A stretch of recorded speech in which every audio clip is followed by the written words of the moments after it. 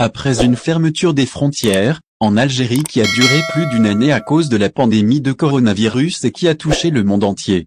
L'ouverture partielle des frontières a été effective en juin 2021 en Algérie. Depuis, les voyageurs mais surtout la diaspora algérienne ne cesse de pousser des coups de gueule quant aux prix pratiqués vers la destination Algérie, surtout concernant les prix pratiqués par la compagnie aérienne nationale Air Algérie.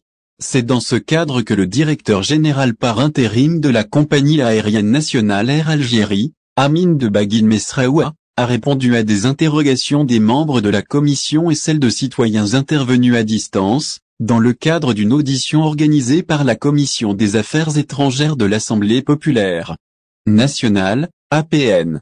L'intervenant a tenu d'abord à revenir sur le fait que les prix pratiqués actuellement par Air Algérie sont les mêmes que ceux pratiqués avant la crise sanitaire de la Covid-19, en soutenant par la même occasion que les tarifs des billets Air Algérie répondent à la logique de l'offre et la demande. Il affirme dans ce sens en disant, il y a 11 classes différentes en économique.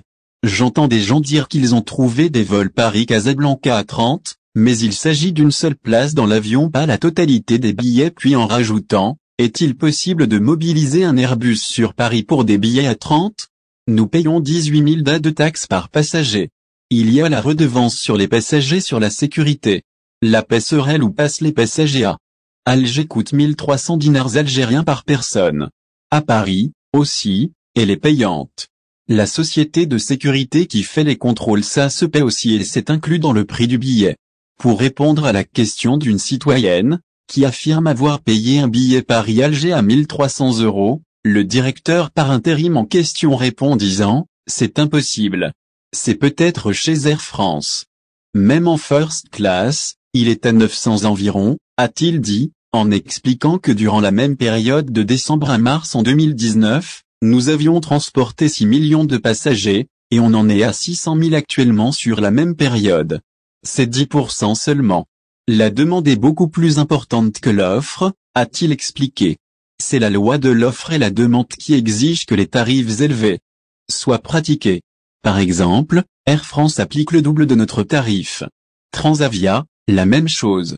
Air Algérie ne peut pas faire face à une ouverture totale des frontières. Dans ce sens, M. Mesraoua affirme qu'une fois que le nombre de vols aura augmenté, les tarifs seront vus à la baisse automatiquement, en affirmant, une fois qu'on n'a plus de fréquences, on va multiplier notre grille tarifaire de sorte à faire baisser les prix. L'idéal pour nous, c'est d'envoyer des avions avec aucun siège vide. Le directeur par intérim d'Air Algérie déplore le fait qu'une trentaine d'appareils soient encore inactifs depuis la fermeture des frontières. Malgré une reprise partielle, le nombre de vols programmés ne permet pas de faire voler tous les appareils. Malgré le fait qu'il déplore que 30 appareils soient encore cloués au sol, il dit ce contre le fait de rouvrir intégralement les frontières, en déclarant, si l'État lui demandait de reprendre le programme habituel, il dirait non vu qu'Air Algérie n'est pas prête pour une réouverture totale des frontières. En rajoutant, cela fait 2 ans qu'on n'a pas travaillé. Même avec tout l'entretien, un avion reste un appareil et des problèmes ne sont pas à